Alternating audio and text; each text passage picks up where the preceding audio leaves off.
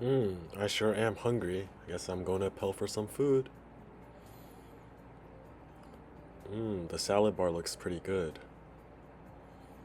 Wow, what a bountiful array. Let me get some lettuce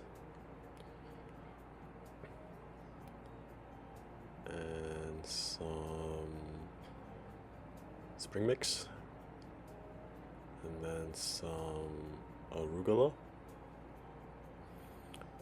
and then maybe some tomatoes,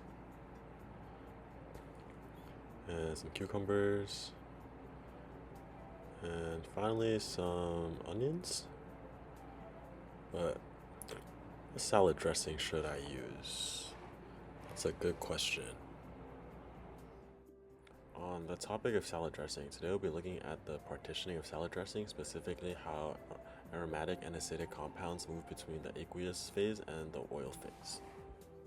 In this project, our main problem is to assess how we can partition the acidic and aromatic compounds between oil and water, and how can we control them to design a salad dressing with a targeted taste and aroma.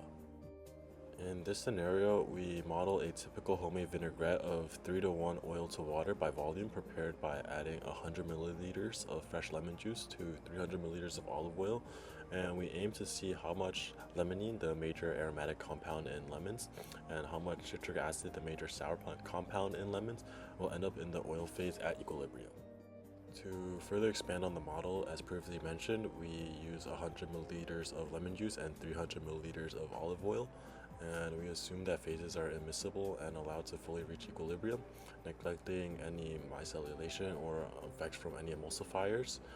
And furthermore, for pKs, we have the pK of limonene in octane/water of 4.3, which is a K of 1.7 times 10 to the 4, and a pK of citric acid in octane/water in this case of negative 1.72, which results in a K of 0.019. So in the case of limonene, we're given the partition coefficient, the initial volume, and the initial limonene concentration in 100 milliliters of juice. So now that we have all the givens, we could begin solving for how much of the limonene is in the oil. So first we have a very common two-phase partition of the limonene within the water, and solving for the denominator, we get around 5,000 liters, and then plugging that into the original initial concentration, we get the water concentration of 0.0098 milligrams per liter.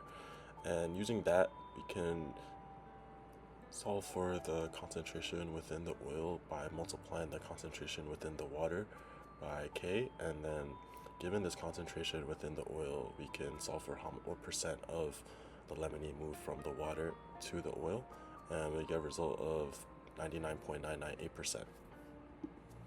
As a result, we can see that basically all of the limonene moves into the oil and none is left in the lemon juice. So that basically explains why most of the aromatic aspects of the salad dressing is within the oil phase. Now let's look at citric acid partitioning. So we're given the partition coefficient for citric acid, the initial volume, which is the same as before, and the initial amount of citric acid within that volume.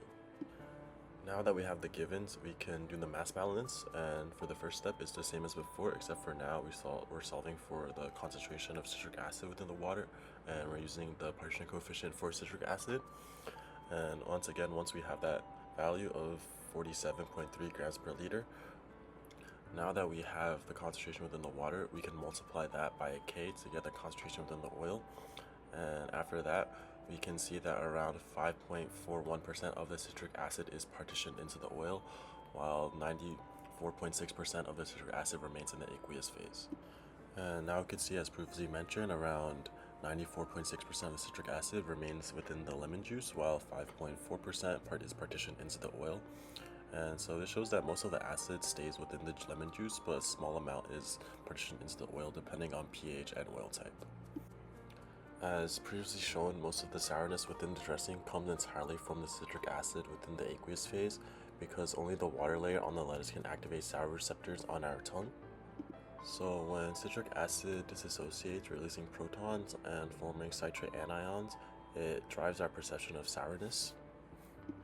Although lemon juice contains almost entirely protonated citric acid, at low pH, even a small amount of this association creates enough high protons to generate a strong sour taste. Because sourness is directly dependent on how much citric acid is deprotonated, the pH of the dressing directly controls perceived acidity. Thus, we hypothesized that if we raise the pH by adding a weak base, more citric acid will deprotonate, changing both the concentration of free protons and the balance of citrate species. Our goal is to test how increasing pH shifts sourness profile of the dressing and whether this matches our predictions from acid-base chemistry. So now let's see what amount of citric acid is partitioned into the oil phase under a pH of 4. We have the same given as before of the partition coefficient, volume, initial citric acid, but we're now given two new values of the pK, and since citric acid is able to give up 3 protons as 3 different pKs, and also our target pH of 4. So now that we have all the givens, we can first solve for the fraction of citric acid that's fully protonated at a pH of 4. And in order to solve for that, we use the amount of protons at pH of 4 and the different Ks for each corresponding pKa. And solving for everything, we get a value of 0.103, which shows that around 10.3% of citric acid is neutral at a pH of 4. And next we solve for the new partition coefficient given the new pH. So this is where we use the previously solved for fraction of citric acid, and so that gives us a new partition coefficient of 0.0019631. Now that we have the new partition coefficient for the pH of 4, we can basically do the same mass balance as before, first solving for the concentration of citric acid within the water, multiplying that by K to get the concentration within the oil, and then solving for the percent in the oil, and so we get around 0.585% of citric acid is partitioned into the oil. So overall, we can see that around 99.42% of the citric acid is remained in the aqueous lemon juice phase, while around 0.585% is partitioned into the oil phase. And so we can see that even less is partitioned into the oil phase at a pH of 4, making the new salad dressing almost tenfold more sour. Now that we've done all this math, how do we know this is really what happens in real life? So for that, I think we need some experimental confirmation, and so let's go back into the real world. So first we have the lemon juice with an initial pH of 0.21, and this is what they look like when the lemon juice and oil is mixed together. And this is what the mixture looks like when it's shaken to allow for the compounds to more readily move between the phases. And after some time, the two phases should separate once again. And so now when we measure the pH of the lemon juice is around 1.95. Although the pH is around the same range, it did decrease a little bit, and this can mainly just be attributed to that the probe is no longer sitting in like just lemon juice, and the oil can coat a little bit of the electrode, which can interfere with like the pH reading. But overall, it does show that the pH is still within the same range after being mixed with oil.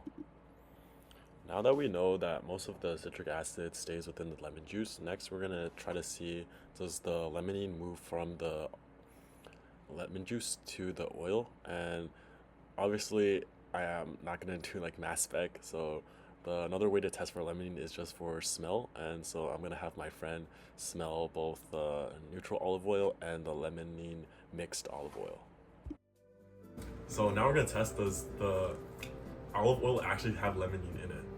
So one of these is just regular oil, while other one is the oil mixed with the lemon juice and then separated out. So one of them should smell like lemons. So my friend here, Dean, does not know which olive oil has been mixed with what. So we're doing like a blind smell test, just to test for limonene. So this is the first one. Okay. Interesting. And now this is the second one.